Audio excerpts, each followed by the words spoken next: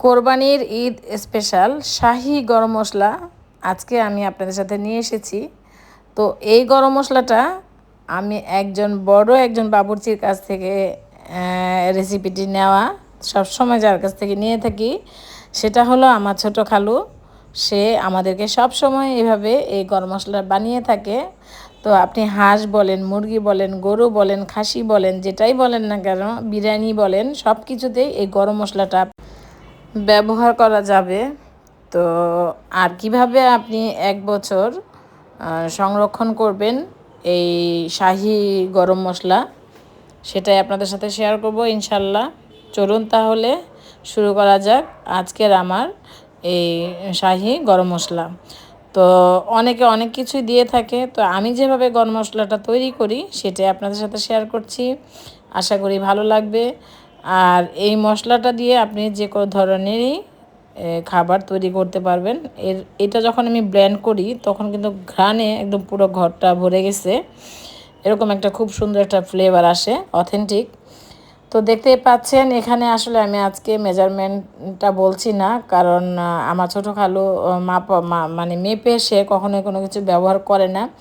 তো তার সামনে সব কিছু দেওয়া হয়েছে, সে সব কিছুই এখানে দিয়েছে। তো আমি আর মাপটা এই মুহূর্তে বলছি না।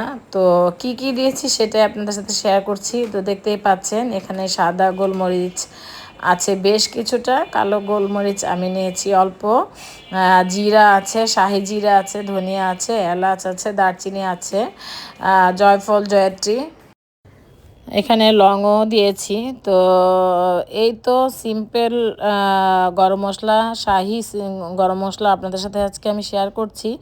তো এখানে অনেকে অনেক ধরনের মশলা ব্যবহার করে থাকে, এটা যার যার অনুযায়ী আর কি করে। তো এক একজন বাবুর্চির এক এক রকম আর কি।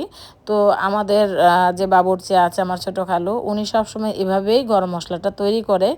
অনেকে আবার এই মশলাটাকে একটু টেলে নেয়, ভেজে তারপরে নেয়, কিন্তু আমরা এটাকে সরাসরি ব্লেন্ডারে গুঁড়া করে নিব। কারণ যে একটা অথেন্টিক যে একটা ফ্লেভার, ঘ্রাণ, সেই ঘ্রাণটা মানে ব্লেন্ড করার সময় কিন্তু ছড়িয়ে যায়, পুরো রুম একদম ঘ্রাণে ভরে যায়। তো আমি যখন ব্লেন্ড করতেছিলাম তখন আমার পুরো রুমটাই ঘ্রাণে ভরে গিয়েছিল, এত সুন্দর একটা ফ্লেভার এটা থেকে বের হয়। তো দেখতেই পাচ্ছেন আমি যে জয়ফলগুলি সেগুলি একটু ভেঙে দেওয়ার চেষ্টা করছি, কারণ এটা যেহেতু ব্লেন্ডারে দিব, অনেক সময় ব্লেন্ডারের জারের যে কাঁটাগুলি সেগুলি দেখা যায় নষ্ট হয়ে যায়, তাই আমি একটু ভেঙে দিয়েছি। আর খুব সাবধানে সময় নিয়ে আস্তে আস্তে ব্লেন্ড করবেন, কারণ দ্রুত ব্লেন্ড করতে গেলে দেখা যাবে ব্লেন্ডারটা নষ্ট হয়ে যেতে পারে। তাই কিন্তু আপনারা চেষ্টা করবেন থেমে থেমে ব্লেন্ড করতে, সময়টা বেশি নিয়ে করেন কিন্তু একটু থেমে থেমে করবেন। তো আমি কিন্তু সময় নিয়ে ওইভাবেই আস্তে আস্তে ব্লেন্ড করে নিয়েছি। আমি কিন্তু চালাচালি করি নাই, মানে কোনো চালি নাই, কোনো চালেন দিয়ে চালি নাই, একদম মিহি ব্লেন্ড করে নিয়েছি, আমাকে আর চালতে হয় নাই। আর যেটা বলছিলাম সেটা হলো যে একটা শুকনো কাচের জারে রাখতে হবে, কারণ কাচের জারে রাখলে এটা আপনি 1 বছর চোখ বন্ধ করে ব্যবহার করতে পারবেন, যদি আপনি বেশি করে তৈরি করেন। আর যাদের কম লাগবে তারা পরিমাণে কম দিবেন। এভাবে সব আমি যা যা দিয়েছি, যদি আমার মতো করে আপনি বানাতে চান তাহলে কম কম করে দিয়ে আপনি এরকম একটা মশলা তৈরি করতে পারবেন, সব কিছুতে আপনি দিতে পারবেন।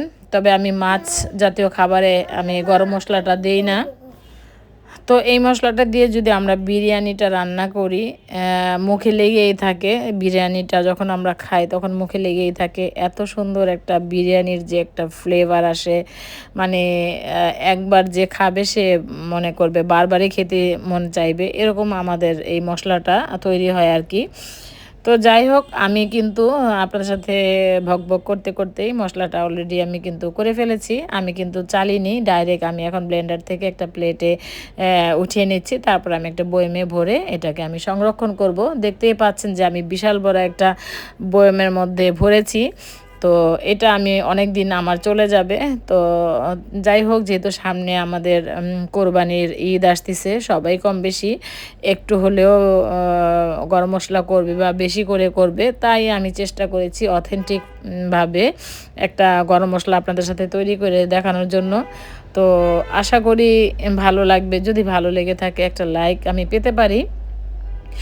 আর যদি বেশি ভালো লাগে একটা মিষ্টি কমেন্ট তো আমি পেতেই পারি, তাই না? তো এই তো যে খুব শুকনো একটা কাচের বয়মে রাখতে হবে, তাহলে কিন্তু আপনার মশলাটা ভালো থাকবে।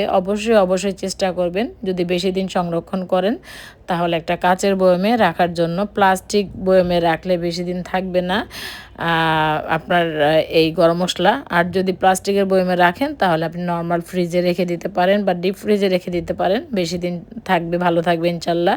তবে আমি এইভাবেই কাচের বয়মে রেখে দিব, বাহিরে নর্মাল জায়গার মধ্যে রেখে দিব। এভাবেই আমি যতদিন এটা খাওয়া যায়। তো আমার বেশ কিছুদিন চলে যাবে এই গরম মশলা, প্রায় 2-3 মাস চলে যাবে এই গরম মশলা। তো আপনাদের কাছে আমার আজকের এই গরম মশলার রেসিপি কেমন লেগেছে অবশ্যই কিন্তু কমেন্ট করে জানাবেন। আল্লাহ হাফেজ, আসসালামু আলাইকুম।